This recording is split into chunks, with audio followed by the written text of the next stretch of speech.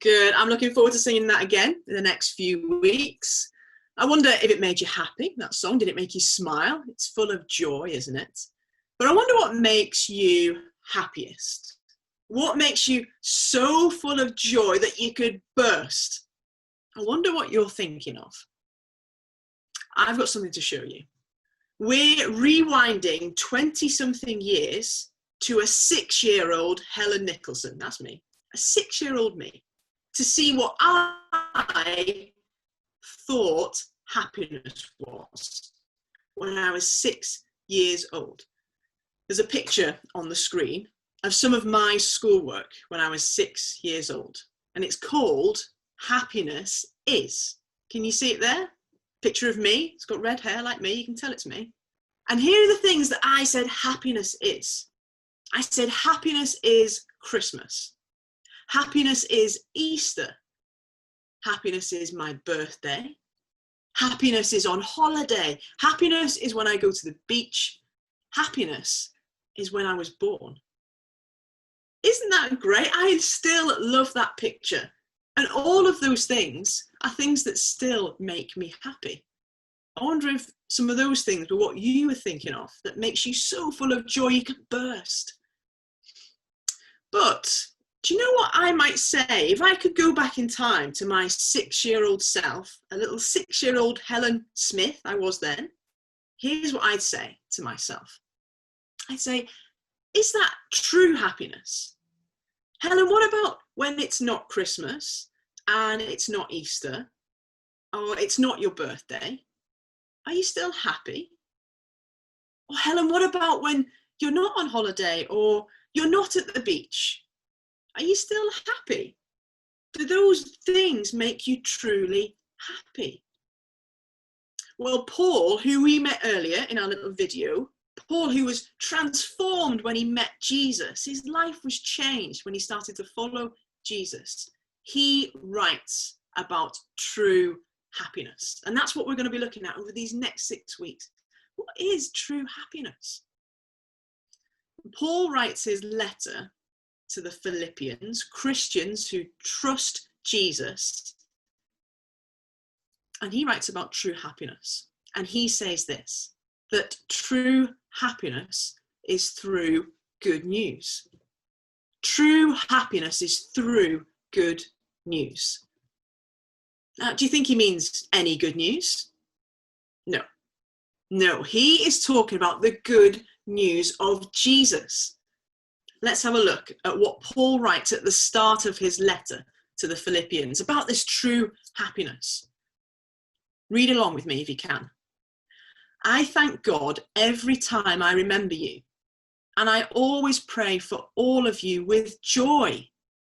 I thank God for the help you gave me whilst I preached the good news. You helped me from the first day you believed until now. God has begun doing a good work in you, and he will continue it until it is finished when Jesus Christ comes again. I am sure of that. So Paul is full of joy when he thinks of the Christians in Philippi because they trust the good news of Jesus. They share the good news of Jesus. They've been changed by the good news of Jesus, and they are friends with God forever because of the good news of Jesus. Paul isn't just full of joy because he's somewhere that makes him happy. Paul is actually in prison when he writes this letter. Imagine me writing on my picture that I showed you earlier, happiness is when I'm in prison. No. Paul is happy because he knows true happiness through the good news of Jesus, not because of where he is or what he's doing or who he's with. Those things are all great things that we enjoy. But true happiness is only through the good news of Jesus. Remember, we looked a while ago in one of these family gatherings, and we asked the question, where is joy? Do you remember? We looked at the birth of Jesus being announced, and the angel telling the shepherds, I bring you good news that will bring great joy. Paul knows Paul knows that the great joy, true happiness, is only through the good news of Jesus. He knows it because he's heard the good news of Jesus. He knows that his sins have been forgiven through Jesus. He knows that the thing that made him an enemy of God once has been sorted through Jesus.